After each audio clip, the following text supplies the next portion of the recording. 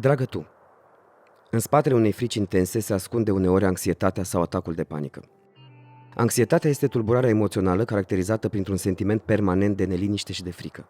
Ea vine uneori la pachet cu atacurile de panică, adică momentele în care simți că nu mai ai aer, ți-e teamă și ai senzația că ești în pericol.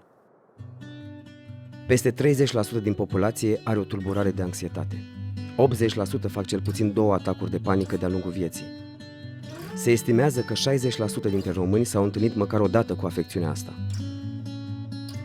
Vorbește despre ce ai pe suflet fără să-ți fie teamă de ce va spune lumea.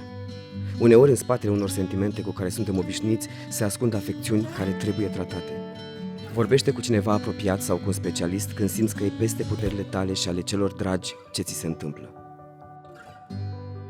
Când trebuie să ceri ajutor specializat? Când suferi de insomnie?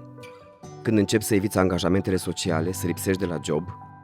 Când ai palpitații și frici iraționale? Când observi un comportament compulsiv și gândire obsesivă? Când ai simptome precum agitația, tremuratul, greața, amețeala și dificultăți de respirat. Nu e o rușine să vrei să fii bine.